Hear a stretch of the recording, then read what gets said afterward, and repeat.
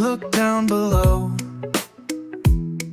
A world untamed, we start to grow. Calculated moves we make each day, creating paths that light our way. Ideas fly high like soaring doves. In this arena, we make our moves. Opportunities wait beyond the door. Step through with faith, we explore. Take the leap, faith runs deep. Catch the dreams that dare to creep. Endeavor forward, hearts that beat. In this venture we won't retreat.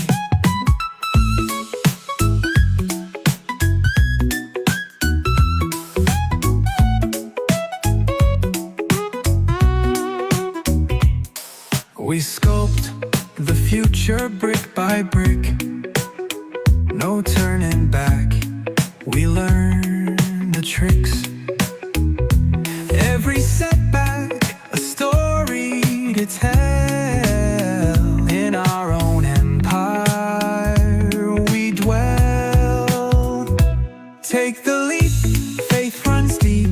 Catch the dreams that dare to creep. Endeavor forward, hearts that beat. In this venture we won't retreat. Past the doubts, past the fears, through the struggles and the tears, we rise above with strength and grace. Life's too short, we can't replace.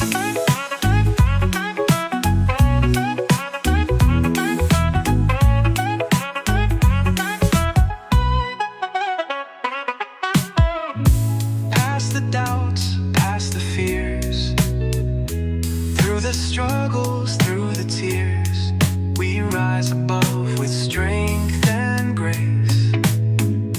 Life's too short, we can't replace.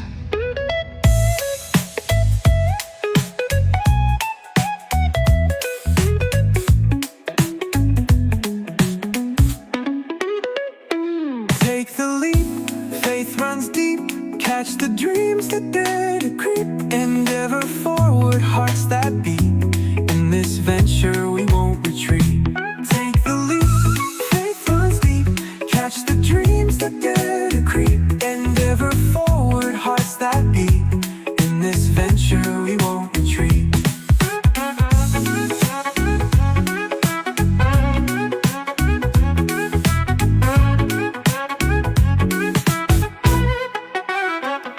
Past the doubts, past the fears, through the struggles, through the tears, we rise above with strength and grace. Life's too short, we can't replace.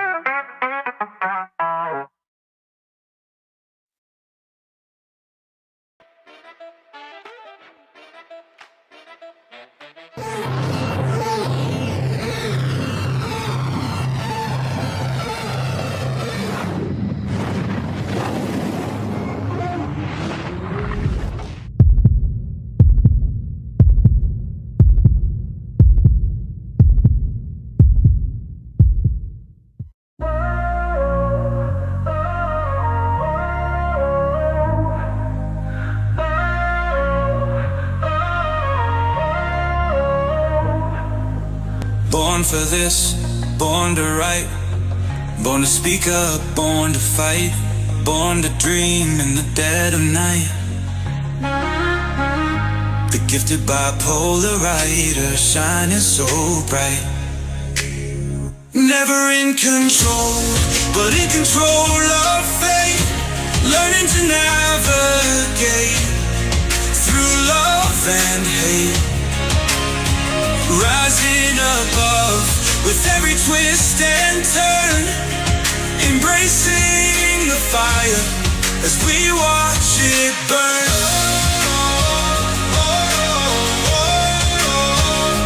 Embracing the chaos, finding the light. Breaking the chains, taking flight. Riding the waves with all our might. writing our story in black and white. Never in control, but in control of fate. Learning to navigate through love and hate. Rising above with every twist and turn. Embracing the fire as we watch it burn. Through the highs and lows, we find our way. In the darkest moments, we still find day. The pen in our hand, the power we hold, the story unfolds as we break the mold. Never in control, but in control of fate. Learning to navigate through love and hate. Rising above with every twist and turn. Embracing the fire as we watch it burn.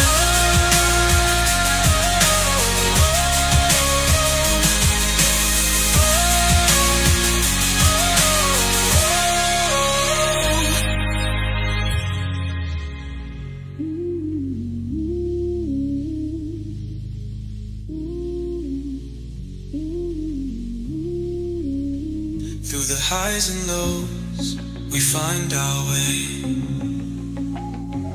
In the darkest moments, we still find day. The pen in our hand, the power we hold, the story unfolds as we break the mold.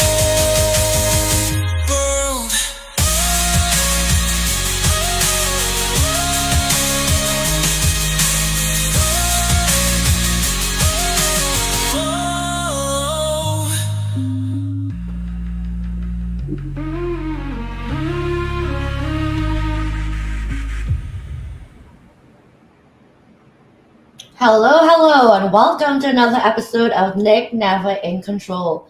Thank you so much for taking time out of your Saturday night to be here with us.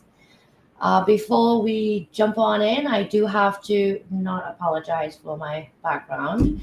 It isn't my typical Nick Never in Control background, and just as well, because today we are going to be speaking about entrepreneurship, what it looks like. And I will tell you right now, for me, this is what it looks like.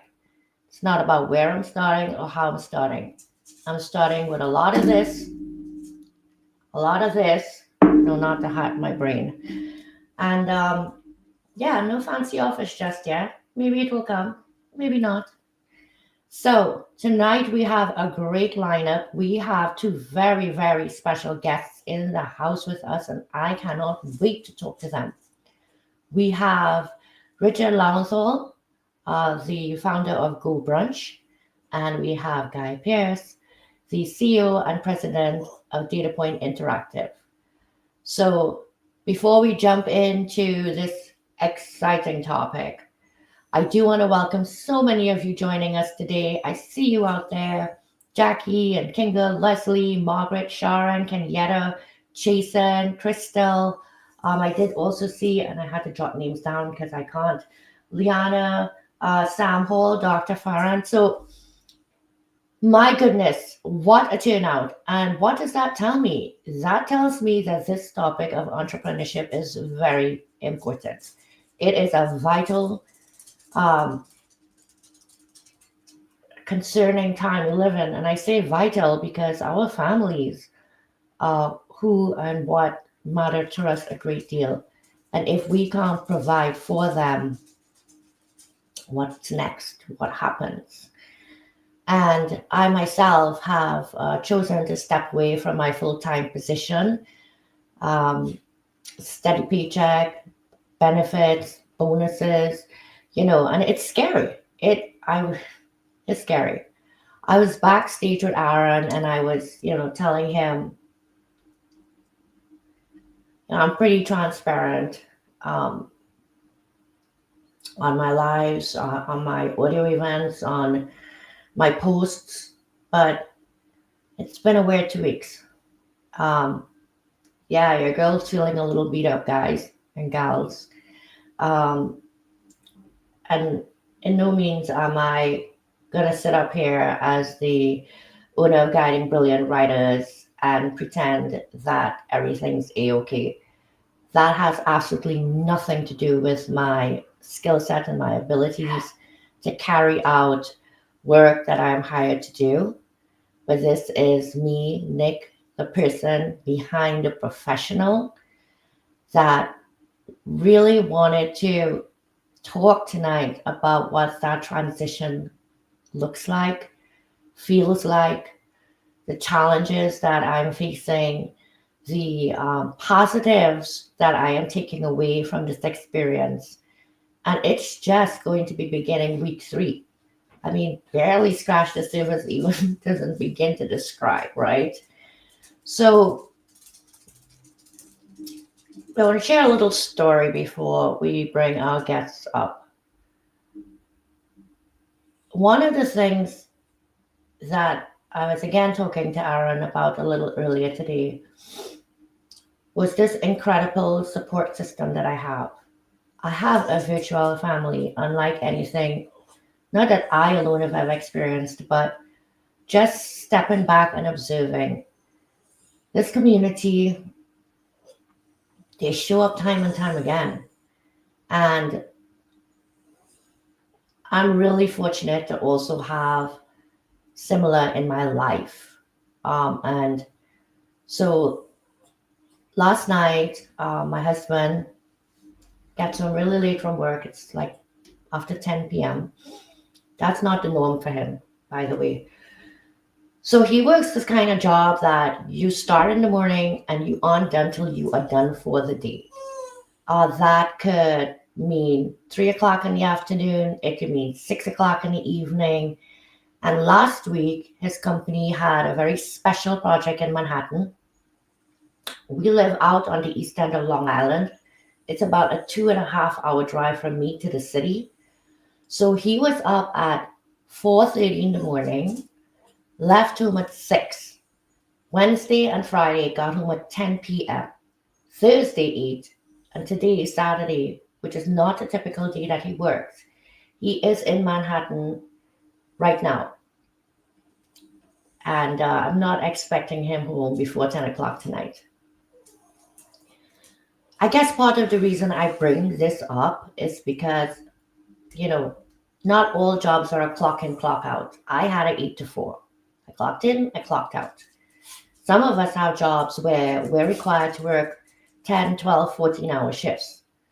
And when I stop to consider the impact on a person's physical and mental health, and by extension their families in a situation like that, you start to consider what other options are there.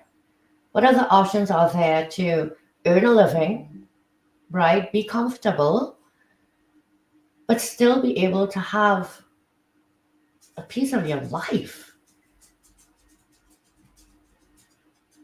It could be all taken from us tomorrow. I mean, what are we going to do? Throw the money in the coffin with us? Can't do that. Well, I suppose you can. But I'm 48 now, going to be 49 this year. And so much of looking behind me, people say you shouldn't have regrets. I have a few, and I have no problem saying that. We all wish, I guess, we knew something that we knew then that we would do different now, right? But I have the future to look forward to, and I can prioritize my time to be with myself and my family more. And that's what I'm choosing to do. It is scary, yes. And I had to decide what was more important to me. So with that, I am going to ask Aaron to bring our guests up. While you do that, I have to grab my puppy behind me because he is having a heart attack that his father's not home yet, and he's crying. I'm sorry. Can you bring the boys up?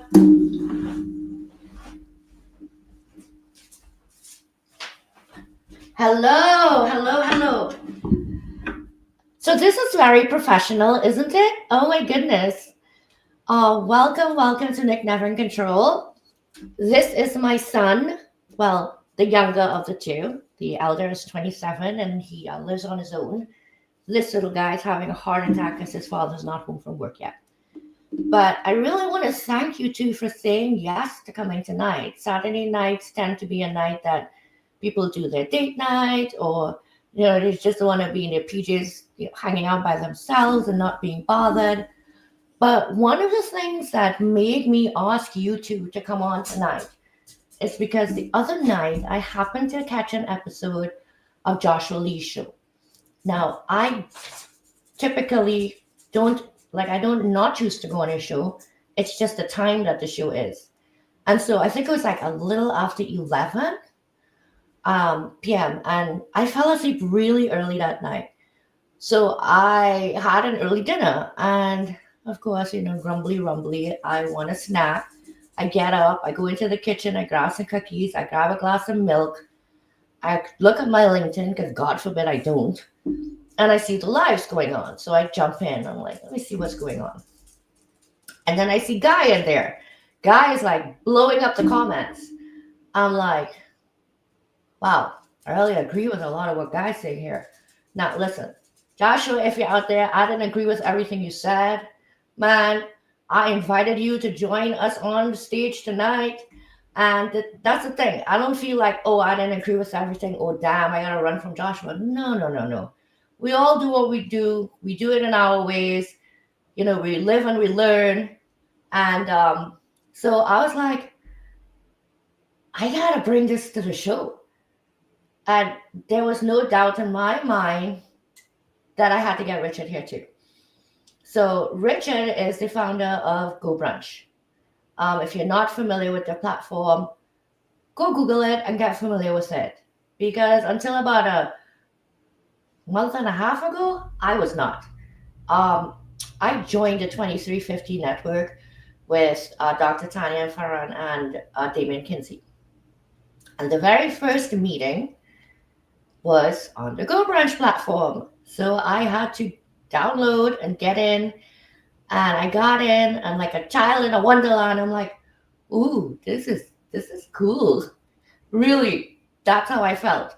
Totally not what I was expecting.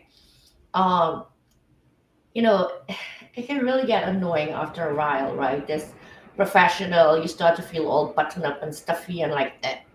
And so I love the fact that we could be doing professional things in such a cool setting. And Richard was there. So that allowed me to actually now get to meet the creator of this. I was like, how awesome is this? That he's in here and he's actually like hanging out with his people. Yeah, where his people, because we're the ones using their platform, right? So many people that might be at that point feel they're like all the way up here. They're like looking down, like, and to me, right off the bat, I was like, wow, yeah, as a leader, as somebody going into business, that's kind of like, that's one of my goals. So, Richard, please come in. I can't even tell us what you do because did I just already explain all of that? But welcome. And yeah, okay, all you share now about Go Brunch and yourself. Well, first of all, thank you for inviting me, Nick. It's like an honor to be here with you and Guy, right? I don't even know what to say, right? And I'm glad that, had this idea during Joshua Lee's show, right? Because I have a big admiration for him. He's amazing. And he inspired a lot of people here. And I see a lot of, lovely faces here in the comments. Thank you guys for being here with us today. Yeah, I've been a kind of a serial entrepreneur my whole life, right? And I'm here to answer any kind of questions like, hey, how is it to be an entrepreneur? What kind of tips do you have? I know Guy probably is the same, right? I can see his eyes shining. I want more and more, right, Guy? Yeah. And but yeah, like I try many stuff in my life. And the first thing that I actually worked was a business school that I co-founded in 2002. And I've always been the kind of a bad student, right? You can imagine. And then I remember in 2007, my business partner asking me, "Hey, we should start investing in education." Because many people are, these companies, they have budget for that. I say, you are absolutely crazy. Because first of all, you and me, right, we don't, we never like to study, right? And why should we do something like that? Second, we don't have any experience, right? But we ended up creating something, and it turned it into a 8 figures business. Was actually very, very interesting venue. But at some point, I felt myself a little bit lonely inside my own company, right? I had, hundreds of people around me, all team members, employees. And I felt like, I don't know, people don't have even time for me anymore. And then I decided to step out. And by working at home, I started to kind of feel a little bit lonely. And that's where I had the idea to start Go Brunch, which has been a crazy journey. It's been a crazy journey, I'm sure, but I mean, so in a weird sense, you stepping into an entrepreneurship journey led to you having to adjust to being alone while working from home, which led to you coming up with this concept of, okay, how can we connect more on a personal level, but in a professional setting where we're meeting other professionals, right? And for me, this is what LinkedIn has been. Like, it was an accident that I started a business. I didn't mean to start a business. That was never the plan. I came on here and I was meeting people and chatting and doing stuff, and just came across an opportunity to write a chapter in a book. That was it. But of course, for me, it was like somebody dropped, a bag of gold in my lap. And it was, because honestly, I wrote that chapter, and after that, that was it. I realized, wait a minute, I have a passion. I mean, other than cooking like a really good meal for my husband every day, like, like the pork loin that's sitting on the stove back there. I was like, outside of my job and making money at my work, I found something that I love doing. But you always wonder to yourself, is something like that sustaining? Is it something that you could actually step into and work? So in a way, you did have a already steady income stream because of what you were doing. Um, and you were able to explore that passion further of wanting to consider starting a platform to connect people, you would say, right? That's right. Yeah, because the idea that I have, I think many of us, we already had attended different webinars, different conferences, and we don't want to be numbers. We want to feel special, right? I think that's the thing. And that's what we had on LinkedIn, that I started on audio events last year, right? And I think many of us, we kind of missed that, because every time I was joining an audio event, everyone was mentioning my name. I was like, okay, this is cool. And I think, it's not about only the technology, but the people who are behind.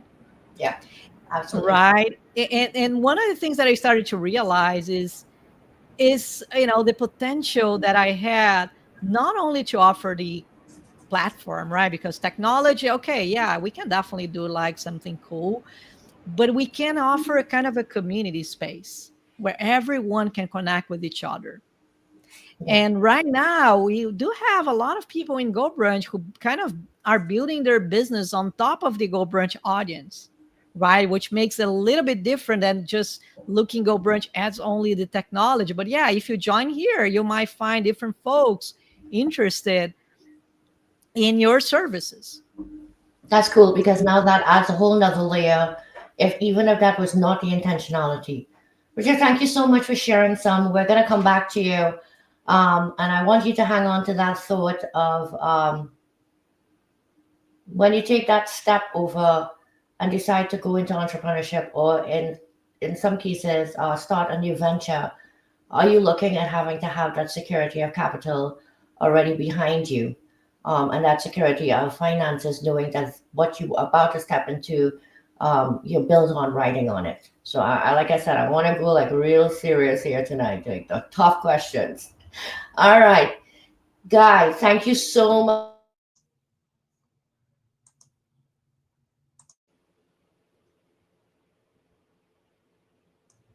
I lost you there. Can you hear me? I lost you. Yeah, I think I lost Nick. Yeah, that would happen if she hits the mute Oh. button. Just saying. Anyway, so Guy, Can so you hear I me know, now? yeah, I can hear you. Oh yeah. Sorry about that. No, So like I don't know you like well yet. Now coming on my show was the worst thing you could do because now I'm gonna like really get to know you and Richard, like really. Sure. But I seriously, I've been seeing you around. I check out your content and what you're up to and stuff like that. So I got a question for you. At what point did you like decide, you know what? I'm gonna be my own boss. That's it. I'm right now I'm gonna work for myself. Um, I don't know what you were doing before that. I wish I could, say that. But at what point are you saying to yourself, no, I'm done with this. It's time to go work for me. Got you. Your preface at the beginning was very important to kind of set the stage, right? Most people, where I started from, I was, it's the traditional. You get an education, right? My background is chemical engineering. I'm in the higher education space for about 20 years plus now. I have a master's degree, but at the end of the day, when I realized at a very earlier age, when I was able to build a multi-million-dollar company, I was from then on, I knew what it takes to be a very successful entrepreneur. So let's think about this going back to your preface, okay? And Richard, I'm glad that you come from the higher education space because you're going to relate to this, okay? So when you really talking about going to school, the traditional ways of thinking, those are good because you have to make a living, right? But you have to ask yourself at a point in life, in your life, in everybody's life, what do you want to do? Okay. How do you make yourself more successful? So there really is a difference between a job and career. And I'll tell you why. And you touched upon it, Nick. Job, what is it? Long hours, low pay, little or no security, fewer advancement opportunities for yourself, right? That's number one. Number two is Richard's got a niche. I have a niche. You have a niche. We all have different skill sets and expertise in a specific sector, let's just say, right? Which is what I can see Richard is trying to do is connect like-minded folks. And I'm going to touch upon that because that's an important factor in terms of networking and resourcefulness, right? But here's the thing. Once you understand what you are very good at and what you feel that you're great at, then there's a moment in time that when things are going to click for you. And when you have a passion about what you do and you love what you do, here's what's going to happen. Here's exactly what's going to happen. The money, the promotions, the excitement, the recognition, the self-esteem, the pride and accomplishment. Now you are ready to become an entrepreneur because your mindset is there. It's about your mindset. It's also about having the aptitude and attitude. The aptitude means you're going to have to learn new skills and ability to be able to thrive in your company. You're going to have to network with like-minded professionals and people who are often even more superior than you are to help them give you the knowledge so you can excel. And the networking piece and resourcefulness is a very important place to start from because you leverage your connections, you maximize those resources because because they truly are limited at the beginning. Money is a limited resource, right? Knowledge is a limited resource. And the higher level knowledge is also a limited resource. So with that being said, I think that Richard, the more I look at it, I like this type of a community. I mean, we've already built, we already have a track record to speak of, right? And I love doing this stuff. Okay.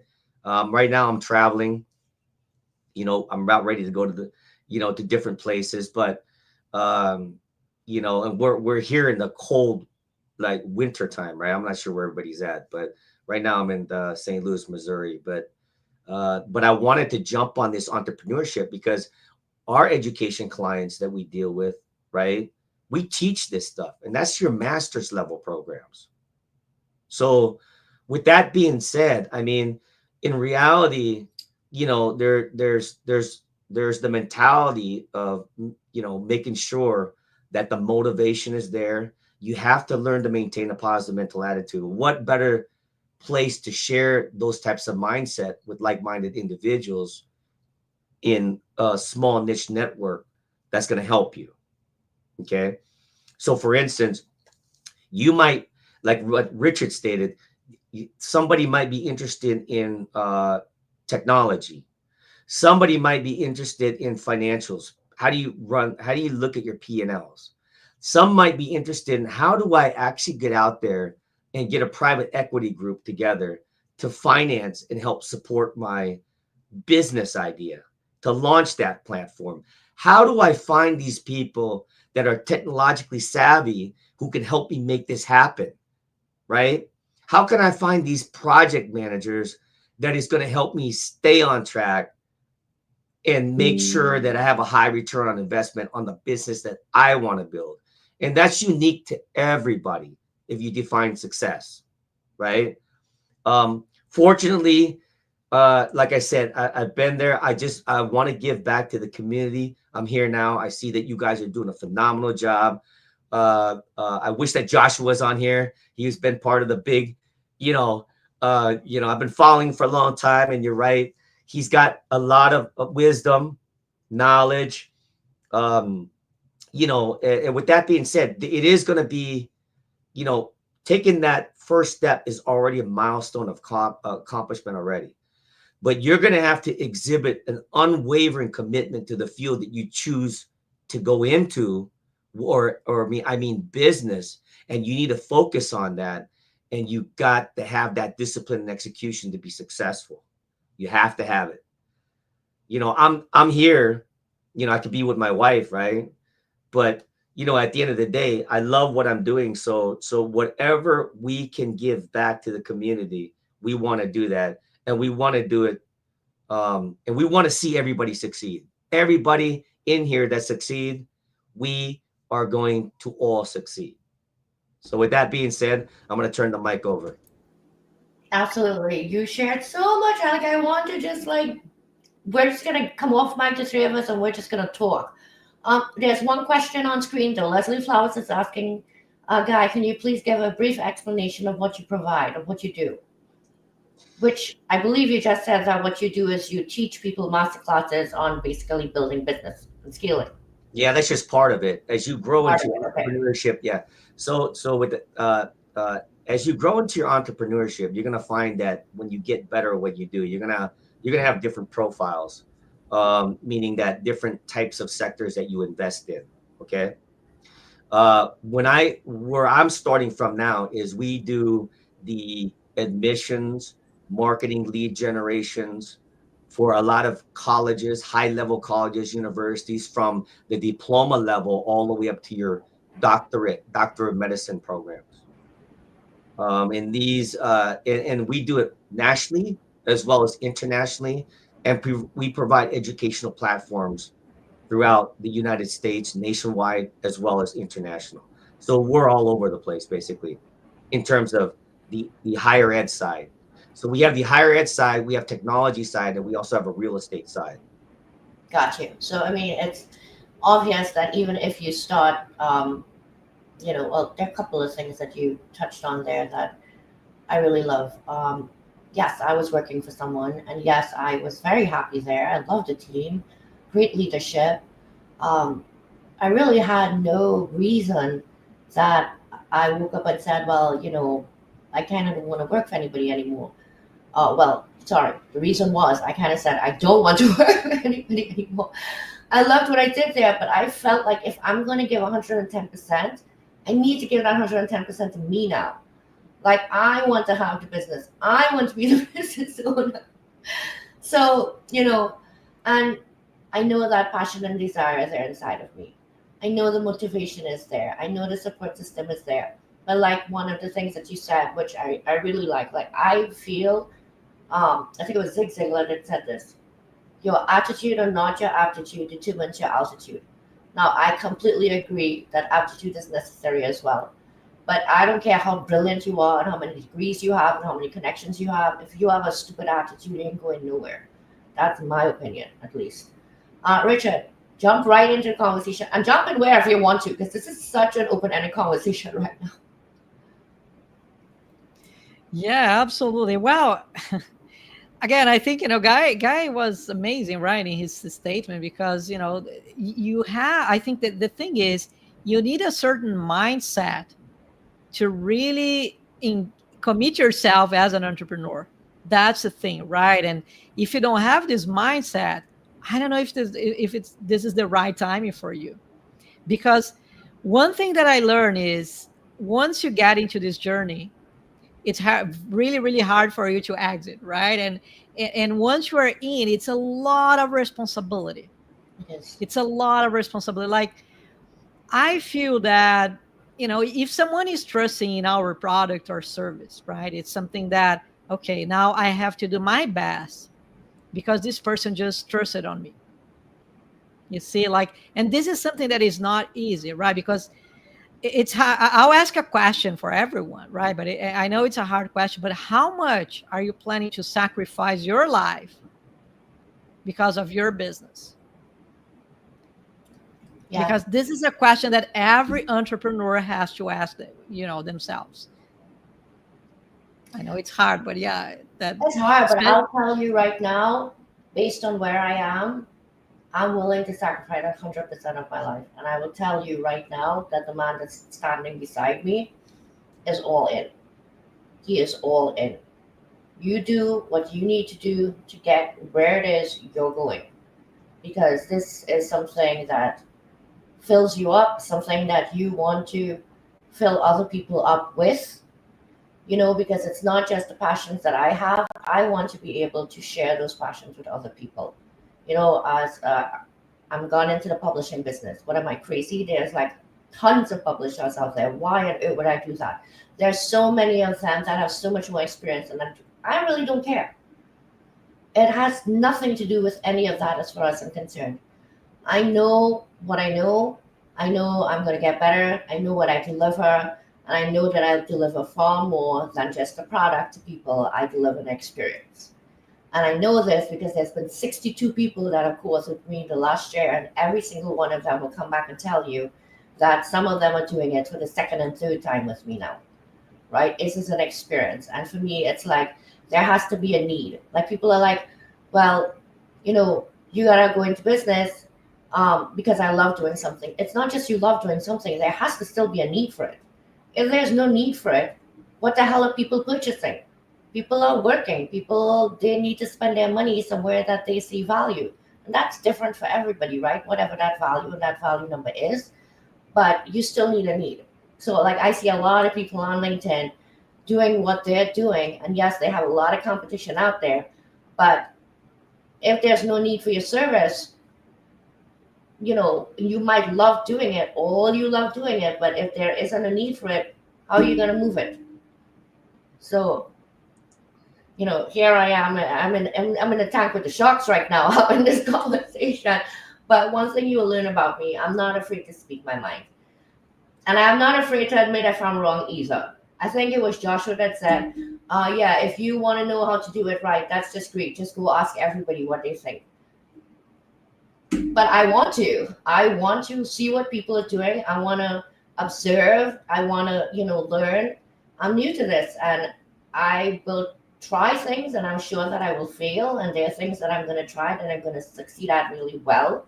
And the next person behind me is going to come along and look at me and be like, oh, you know, and at least that's how I look at it. What about you guys? How do you look at it? Like, Guy, for example, this is what you do in your company. So how do you differentiate somebody picking out a business coach or a mastermind, or, you know, what should they be looking for? And are they looking for something based on what they, for example, are going into? Like, you're mostly in the education sector, right? So with somebody who wants to do publishing like me, for example, come to you to learn how to scale a business, grow a business? Well, I'm going to write out the curtails of what Richard was speaking about previously as well. You're right. It's about the vision and problem solving with either your product, your services, etc. We already have that down pat. That makes sense, right? The real piece of the puzzle here that you have to really think about is you're taking a risk, number one. Sure. Number two, you have to be resilient because these are calculated risks. If you don't have the money, Richard, you're right. This might not be the right time for you if you have the resources. You're going to learn that the path is complex and it's very difficult. You're going to encounter failures. Are you going to run from them, or you're not going to be afraid of them? You understand what I'm saying?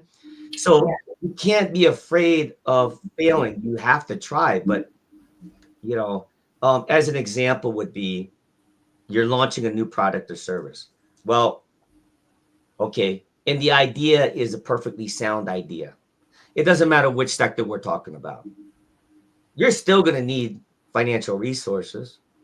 You're going to still need to figure out how you're going to get out there and be able to attract new clients to sustain and grow your company.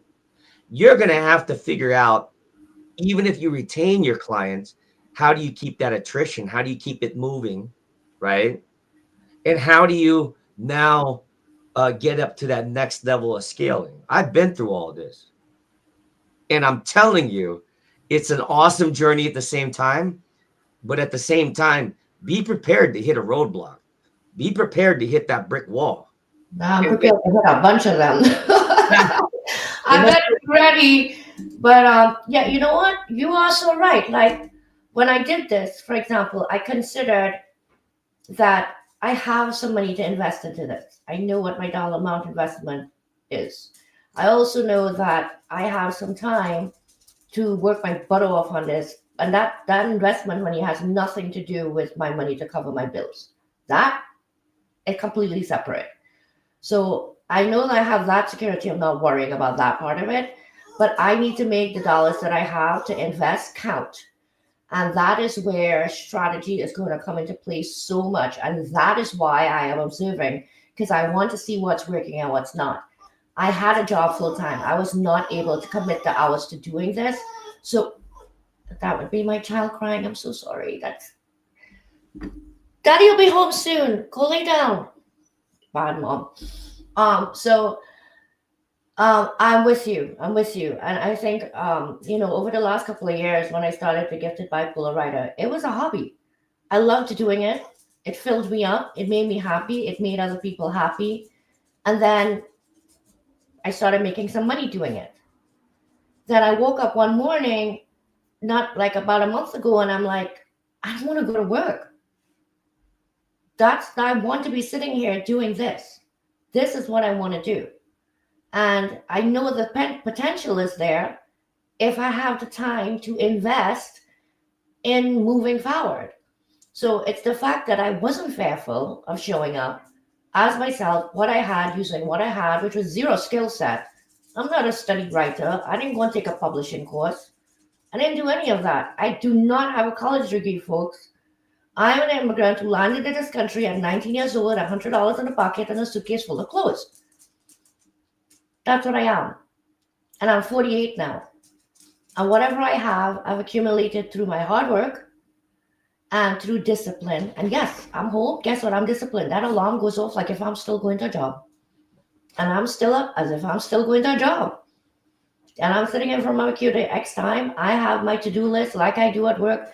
and I'm going through my stuff one by one, head down. So I believe that I have what it takes. Now, I did write down a couple questions. All right. So I did think I asked you guys what made you decide to go be your own boss, right? And then, so I really want to know from each of you, what was the hardest 3 things you faced as a startup? Like speaking to the people out there like me and other people who are in a startup, they're in business under a year. What are the 3 hardest things that you faced that you want to tell them, this is going to happen? Either of you. I can tell you that was easy. So here, when you are starting your business, you're taking a leap of faith and you're jumping literally into an unknown space. And the 3 fears I would say was, am I going to make it or not? Because I was afraid of failing. Number 2 is, does this business concept really is a good one that is going to be able to generate revenue for me? And then number 3, how the heck am I going to go out there and get my clients? It was scary. But now if you follow the right people, which is what this broadcast is doing, we will show you. Richard can obviously attest to it. You can obviously, I know that you're saying that you're just going through it, but and here's what I appreciate what you said, Nick, is that it's the ability, when you got here, you had nothing, but it's the ability to turn those challenges into opportunity. There was persistence there, but most importantly, there was a smart decision making.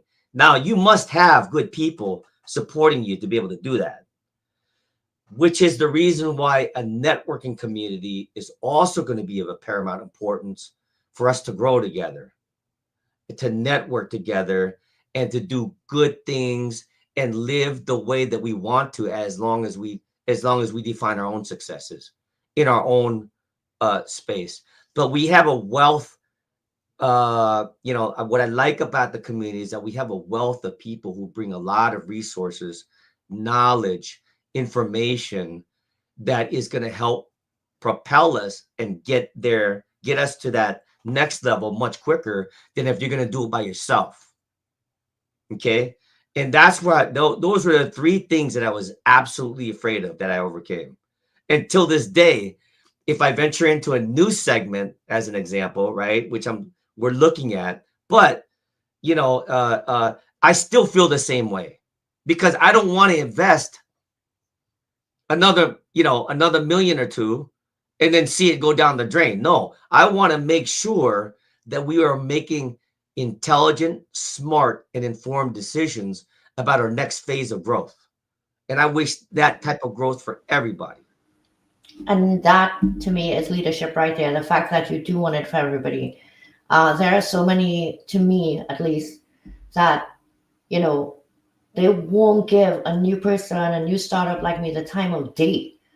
They won't give me 5 minutes. They wouldn't bat an eye at me, to even be like, hey, listen, I know it's tough, but I could see you want this. So you know what? Just keep wanting it. That's it. And then I meet people like you, and you want this for everybody.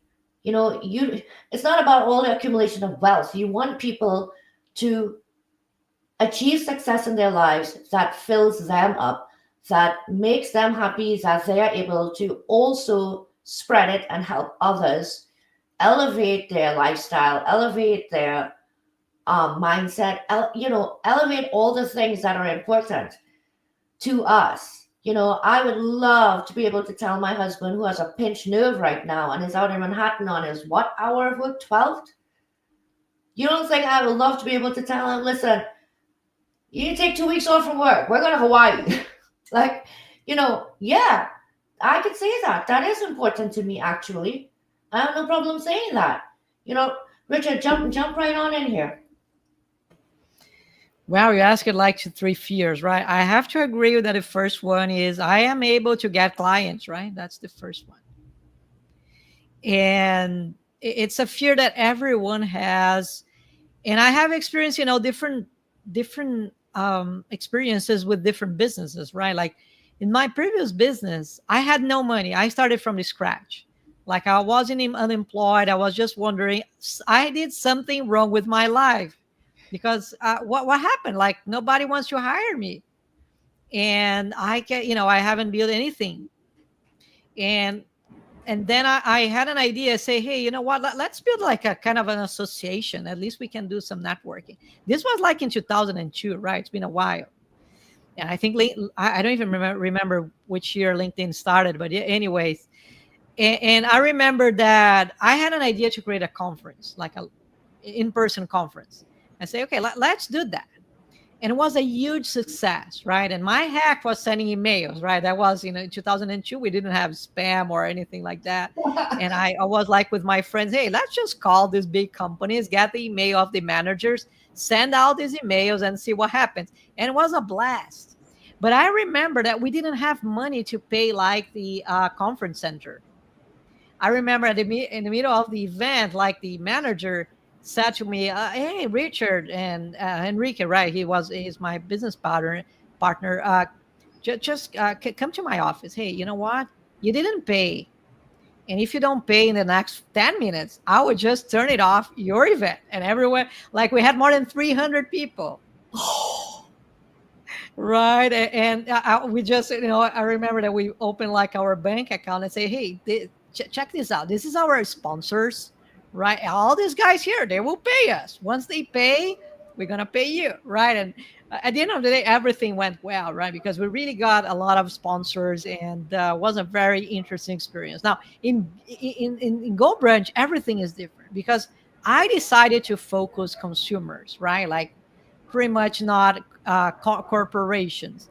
And because I'm targeting consumers, here's the thing, I didn't have an audience, and that's a big mistake. What you're doing here, Nick, which is building an audience, this is the number one rule for you to get any kind of clients if you're focusing on, small businesses or, end consumers. That's the thing. Yeah, I didn't have anything. The thing is, like, you need to be seen. People need to know what you do. And, believe it or not, I am not a hard sell. I'm not that person that I'm just not. And not that I can't be, because trust me, I did collections and I was known as the Dragon Lady. But I'm also the Dragon Lady that the next week would ask the customer for a Google review and I would get it. Now, to me, there's something to be said about your ability to build relationships on all levels. So while people might come to me and co-author and have a wonderful experience and choose to return, I will tell you that 80% of the co-authors that have come to me to work in future anthologies were referred by somebody that was in the anthology. 20% of them saw a post, saw a show or something that I was having and jumped up and said that they want to participate, right? But, and then like you say, there's retention, right? So you get somebody in now and you give that truly exceptional experience, and or like you say, your delivery of what it is that you're putting out there, because you are setting an expectation. And on the back end, perception is value, but you better meet that at the end, because that's it. I mean, you could lose a client real easy. It ain't that easy to get one. And, that's the God's honest truth. I've seen it throughout my 8 years working in the elevator industry, the 4 years before that working in solid service. Like, I've worked the last 20 years in mostly male industry skilled trades. And that's probably like made me a little bit tough because I had to take a couple of hits as a girl, unfortunately, and you learn to stand up and fight toe to toe for your beliefs. I'm taking away so much from you guys. Like, I can't even thank you enough. I wonder sometimes if I'm too outspoken, I'm too bold, I'm too in people's faces. But I don't think I'm in people's faces in a bad way. I know what I want. I'm willing to do what it takes. I'm not willing to step on people, however. I'm not prepared to fill people's head with crap to get clients. You know, yes, I want to build, but I want to build on quality. I want to build on integrity. I am setting my own framework apart from the other publishers I've seen, because I know what standard I want to hold myself to and what standard of work that I want to produce. So thus far I've been very fortunate. I have 14 courses in the next coming anthology signed up already.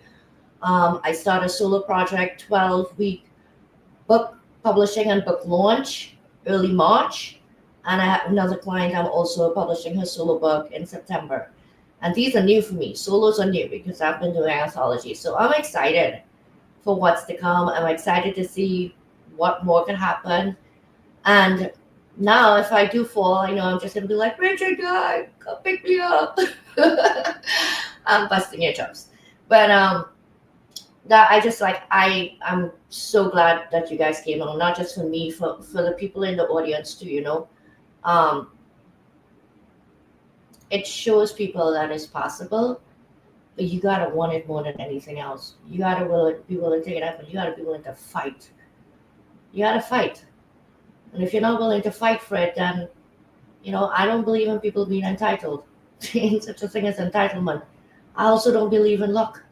There ain't no such thing as luck either. You make it. You make it happen. You make happen what it is you want. So we have a few minutes before the show wraps up. I have no idea where the hell an hour went, but I'll give each of you a minute to wrap up and just, you know, share whatever you'd like to share with us. But from myself, from the viewers that came tonight, I know that we all appreciate that you gave this time to us. Richard? Yes, absolutely. Wow. Yeah. Well said. Right. I think for anyone who's watching, right, doesn't matter if you're building your business or not. Building your business is not something mandatory, right? Sometimes say, hey, you know, I'm not doing anything with my life. That's okay, right? It's not mandatory for you to have a business. You can do whatever you feel like doing. And sometimes just because you have passion for it, you will succeed, right? And in different ways. That's the thing. But yeah, like, you know, the entrepreneur life, it's really hard, right? I think it's definitely something challenging because you really need to provide to people who are paying to you or who are believing on you something special, right? You have to treat them as part of your family, pretty much like that. That's the thing, right? And at the end of the day, like, I don't know, like if you're not willing to do that, that's okay. That's okay, right? And just focus on whatever you feel like focusing right now, because Appreciate yeah, it. it is too much. It is too much. Appreciate And it. thank you very much. Thank you very much for being here. It's an honor being with you and Guy. Everyone here in the comments, a lot of A lot of amazing things. energy, a lot of comments to go back and check out. Thank you so much, Richard. Guy, I'm going to turn this over to you before we wrap up. Yeah, no, I see Margaret in the house here tonight. That's awesome. But yeah, no, the journey is going to be tough. Okay. It's going to be daunting. It's going to be scary. That's normal. You're going into an unforeseen situation that you have not put yourself into. But, you know, my advice is, again, you know, go back to making good, smart decisions before you take that risk. That's number one. Think about the challenges that you bring and the problems that you solve. Does that make sense to enter the market? And finally, you know, have a good support system behind you. Network, continuously find information. You have to be adaptable to the continuous learning environment. I'm learning every single day. Learning never stops. It doesn't. So the minute you think you're an expert on everything, that's when game is over. You understand what I'm saying? So you've got to have that adaptability and flexibility to learn, because this is in every sector is a dynamic business process that you need to command and that you need to learn. You know, an example would be like AI stuff coming out that could help you. Richard, the networking side that can come out. Higher education is always adapting and being flexible. I've learned that already, right? So, and reach out. Don't be afraid to reach out to people that are going to help you and give you good advice. People that have been there, done that, and who's gone through the hoops.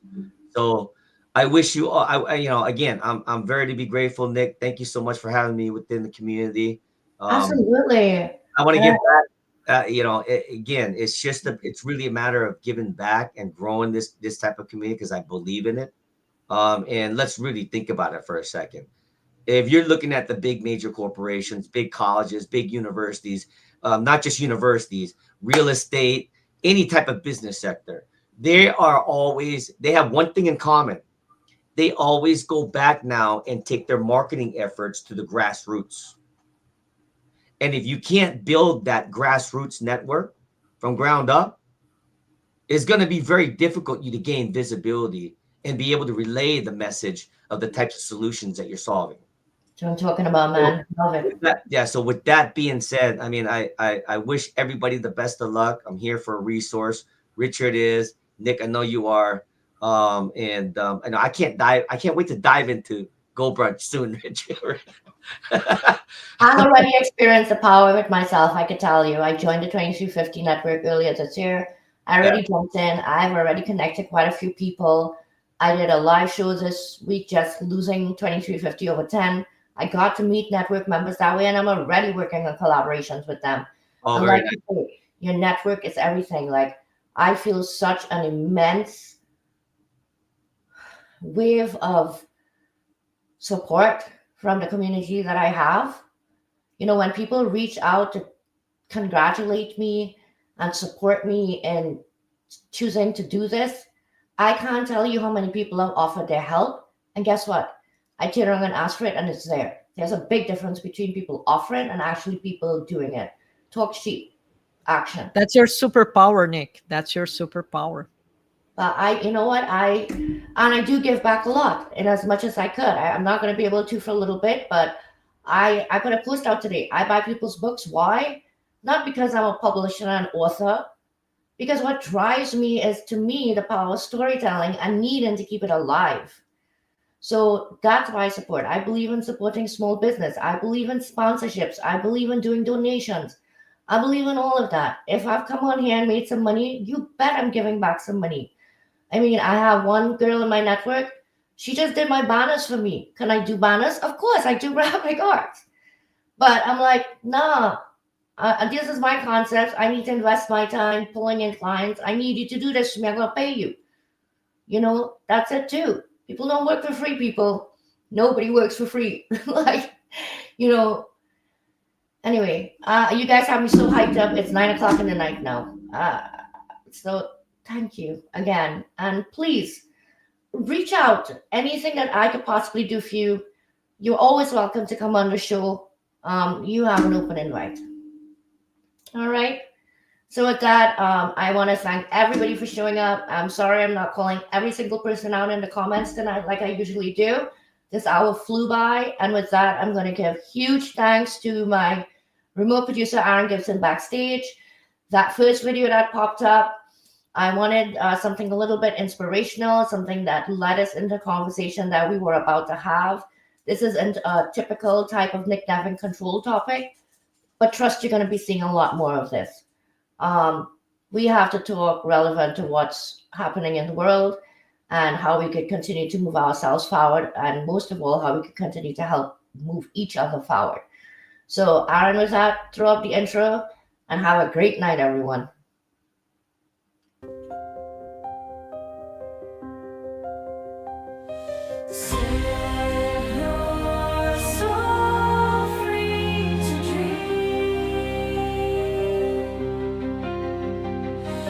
Free your mind and open your heart.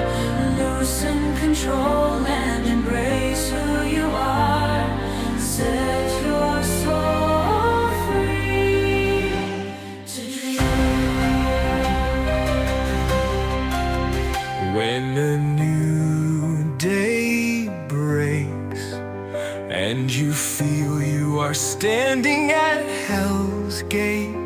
Look back and you will see there is someone waiting for you. He, she, or me. Free your mind and open your heart. Loosen control and embrace who you are. Set your soul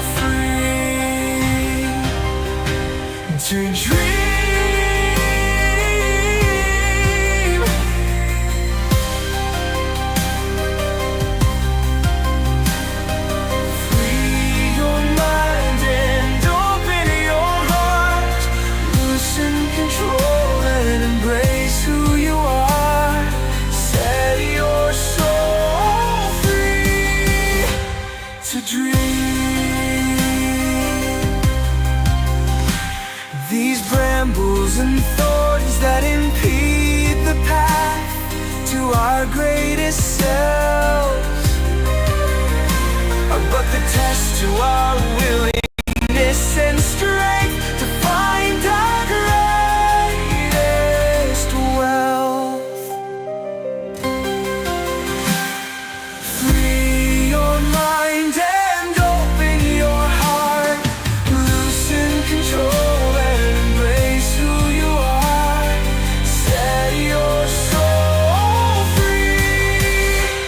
To dream,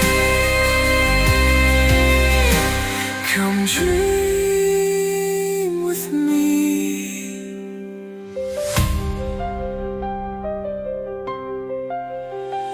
Come dream with me.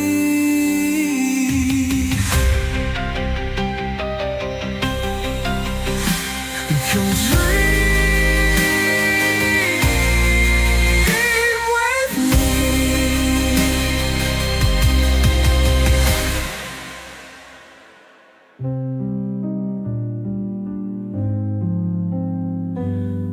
Come